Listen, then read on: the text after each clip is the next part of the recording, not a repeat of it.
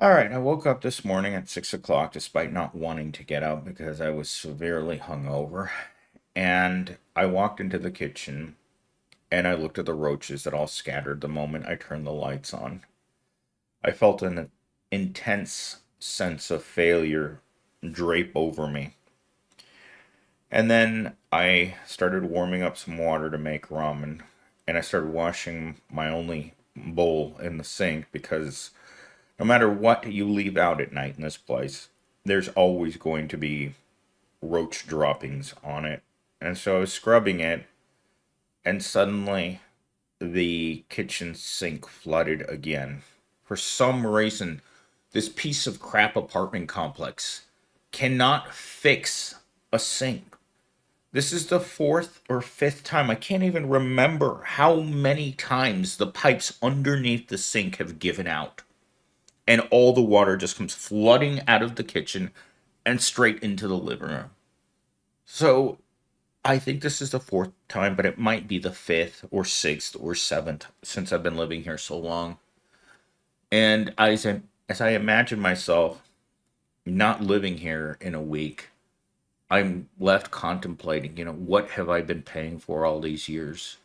This piece of crap apartment and all of its failings. Every part of this apartment sucks. And the rent just keeps going up and up and up. They've asked me for $5,000 this month to stay in my apartment, put an eviction letter on my door last Friday. I mean, everything that can possibly go wrong goes wrong in this place. So this morning, like I said, everything's gone wrong. ChatGPT, for some reason, has completely been screwed over. It can't make a thumbnail. It can't write a script. It's all jacked up. If you guys have seen my thumbnails over the last couple of days, I've had to work with other AI programs in order to start making my content because ChatGPT has just gone to crap. It's taking me over an hour to generate whatever images you guys are seeing in the background because it just can't generate anything. Everything causes it to fail.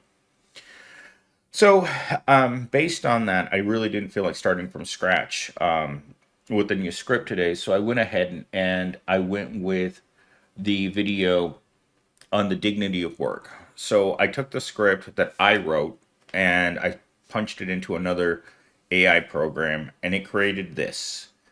And I feel 100% that AI truly understands the state of humanity right now because it wrote, if you look broke, they'll hire you. If you have hope, they won't. And that's exactly what I've gone through with all my Gen Zs that I've had over the years. They all show up at my doorstep with hope in their eyes.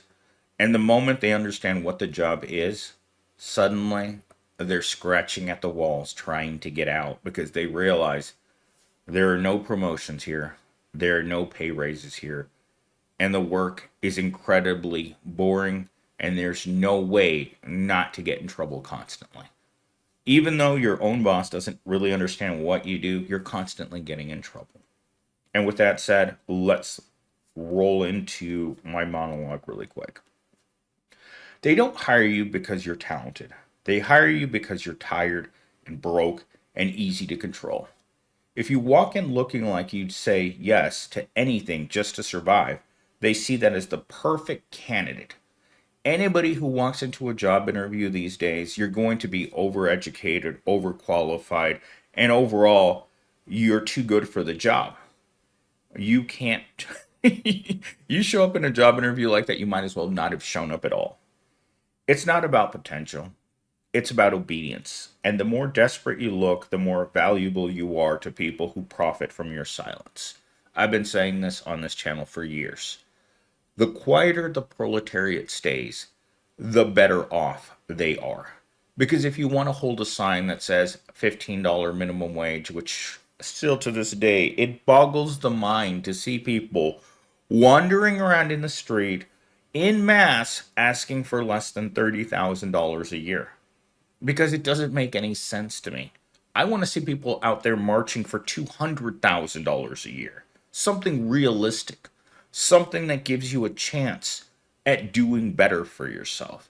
But no, the proletariat's too stupid. Unfortunately, they just don't understand what the cost of life is. Instead, they're like me. They're going to wake up, warm up hot water, and eat your ramen in silence while you live in your piece of crap hole. All right, let's get into talking point number one. Desperation is the real resume. I'm not holding back any punches today, proletariat. Employers just don't look at your experience, they look at your situation. If you seem broke, overworked, stressed, or stuck, you're more hireable because they know desperate people won't push back, won't ask for more, and won't say no. Won't say no. If you show up in your jalopy, you don't change your clothes, you don't care about your personal appearance, hygiene is in the toilet. In fact, I was telling one of the office workers yesterday that the easiest way to know that someone works in technology is they don't care about their hygiene. They don't care about their weight. They don't care about their physical appearance. And believe me, most of these men are incredibly lonely to the point where I would say that more than half of them already have the rope around their neck when they show up. It's just taking one last thing before they jump.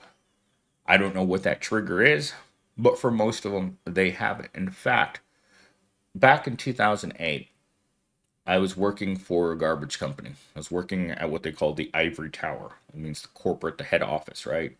There was a guy there that had all of the signs that he had reached that point. Both his wrists had definite signs of trauma, and the area around his neck had a like permanent red sore where it looks like, you know, what I'm talking about. When I went on to work at my next job, my next boss also had the same markings above his hands. And my next boss not only had them around his wrist, but he had them all the way down his arms. Once you start meeting people with the marks of the proletariat, people who want to escape the daily grind by whatever means possible, you begin to understand how trapped people feel. Your employer doesn't want you showing up at work when you want to be somewhere else. Let's say a nice comfy beach, a long vacation in Europe, a nice house, clothes that you can afford to change every day, wash your clothes more than once a month. I'm a firm believer in not washing your clothes very often because it's expensive. And who cares? When you show up at work, the worse you look, the happier it makes management. Because the worst thing that can happen to a manager is to have an employee that suddenly becomes aware of their situation. They look at their clothes, they look at what they're going to eat, and they look at the fact that there's nothing to look forward to on the weekend. You're not going on a road trip. You're not going out to eat. You're not going out with your friends. You're sitting at home in a dank hole like I am right now. It's Saturday morning at 7:30 a.m. and what do I have to look forward to? Absolutely nothing. It's cloudy outside. It looks miserable. My floor is still flooded. There's absolutely nothing to live for. Talking point number two. Property makes you easier to control. The poorer you are, the less likely you are to complain. You'll take a bad schedule, low pay, zero benefits, all because you're afraid of losing even that. And companies bank on that fear. I was having this discussion with one of my coworkers a couple days ago, and he said to me, Millennial Steam, I'm afraid of losing my job. Because if I lose my job, I'm going to become homeless. And this is a man, late 40s, living with his mom, and he wakes up in the same cold sweat that I do every morning at 3 o'clock in the morning. Is today my last day at work? I was with Mello yesterday, and she was listening to him talk to me on the phone while we were driving back to my office after we got something to eat.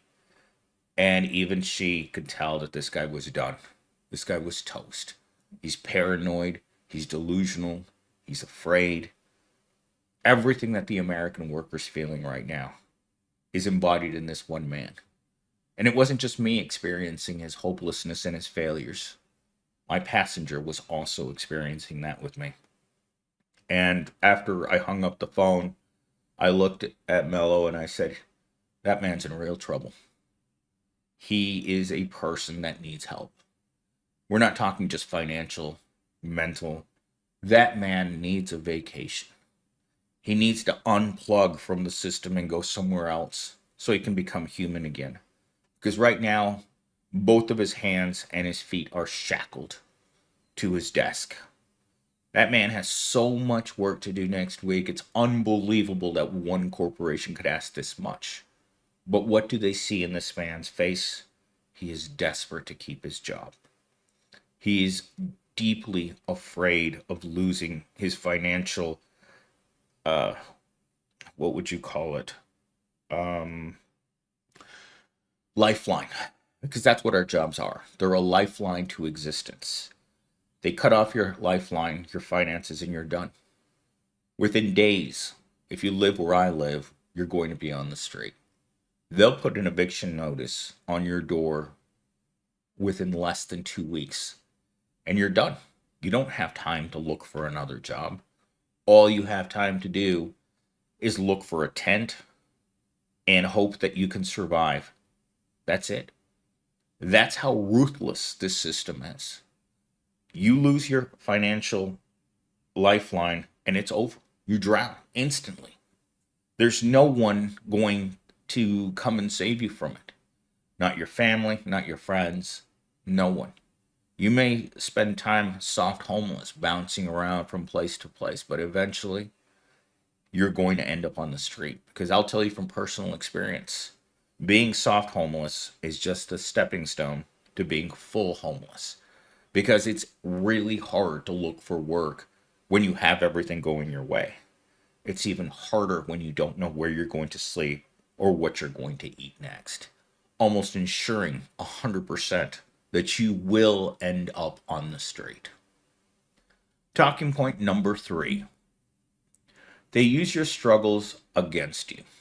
This is something that I've said for years. Every time my boss asks me how I'm doing, he's not asking to see how I'm doing because he wants to actually know. He wants to know what struggles are there in order to make certain that they can either fire you or work you harder. Single mom, in debt, no transportation, great. That means you'll stay. You won't ask questions, you'll accept anything. They treat your survival as their leverage. Nowhere have I seen this so deeply than working at Kroger's, especially working at Kroger's in the deli, which is one of the most disgusting jobs you'll ever have. One of the first criterias to hiring a good deli worker at Kroger's is she has to be a single mom. Truly desperate of the desperate. Deeply in debt. No husband to help her. No boyfriend. No family. Just absolutely buried in debt. Living paycheck to paycheck. While she has a friend or family member drop her off at work. And then she'll ask for a ride home every night from her coworkers. I saw this for years. The worse off you are, the worse they treat you. Because they'll tell you, your managers, your supervisors, even your coworkers can see the desperation on your face. And everyone treats you like you're absolute scum. And our society, I believe, has been trained to treat the lowest of low people as scum. Over the past 5 years, I've seen people look down harder and harder at homeless people and poor people. This latest this latest administration has made it even worse, turning more and more people that were just barely afloat into poor people heading into homelessness. And the one thing that we always tell ourselves, which was the point of this video, is that that can't be us. But the reality is, it's already us. We're all poor. We're all the proletariat. We sell what little we have, our lives away to the corporation so that we can live one day at a time survival. We eat crap, we sleep poorly, we're completely indifferent to our jobs, we're completely disconnected from work. Work is just something that we go and do where we just sit there for 8 hours and we contemplate what happened. I ask myself this question all the time. What happened? Like, how did I end up like this? What went so wrong in my life that I'm sitting in my pajamas with my feet in water right now, asking myself, how did I end up here? This is truly a disgusting place to live. And I've lived here for nearly 7 years now. I just don't understand how this could have possibly happened to anyone. Like, how do you end up here long term? I'm the only person on cell block B that's been here this long. My neighbors on both sides have changed over and over. Nearly every 6 months, I've had a new neighbor because no one wants to stay here because of the roach infestation, because of how disgusting it is. How I'm only 50 feet away from a train that rattles my bed every single night. This is a piece of crap place to live. And the apartment complex, when I go and I complain, they just look at me like I'm stupid. The same look that your employer gives you is the same look the landlord looks at you. It's like, well, you're stupid and you're poor. That's why you live here. That's why you work here. And there's nothing we can do to get out of the way. Over the years, Gen Zs have asked me, it's like, why don't you get a better job? When I worked in retail, people would ask me, why don't you get a better job? When I've run into professors, they just tell me to get a job. See, that's the difference.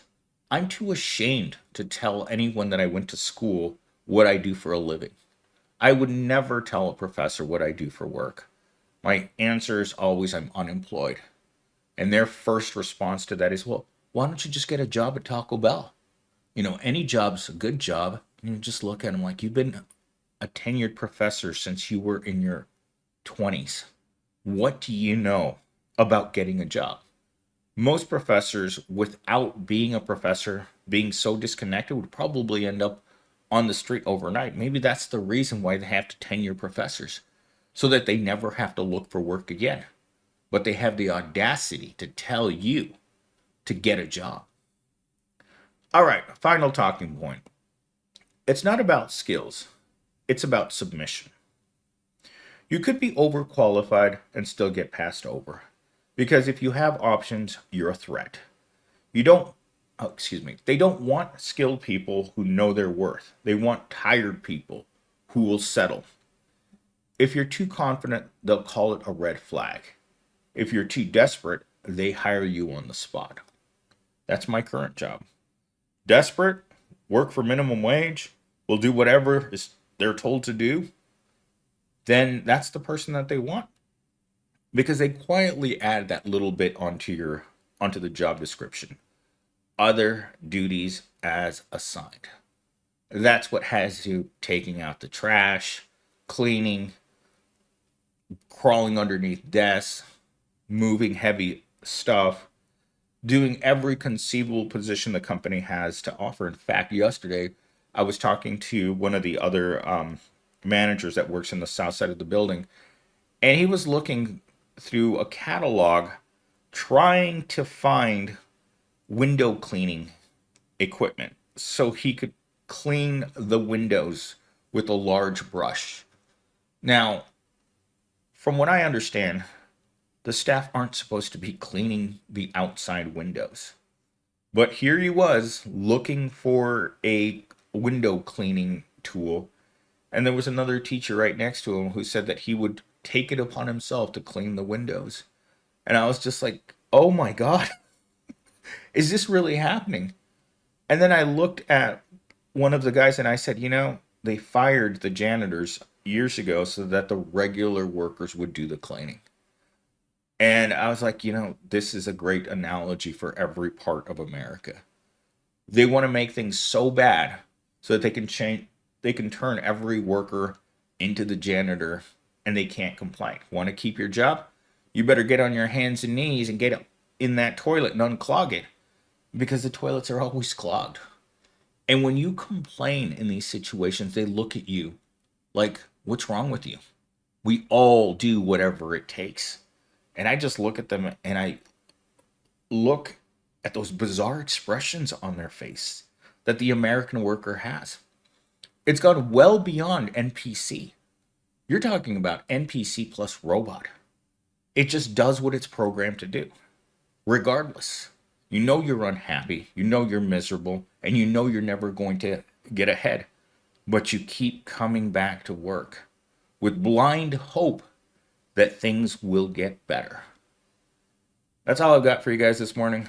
I've got to get ready to go to the gym. Got to take a massive dump, get dressed, possibly take a shower, and get there to continue the mindless, what would I call it, journey into the pine box.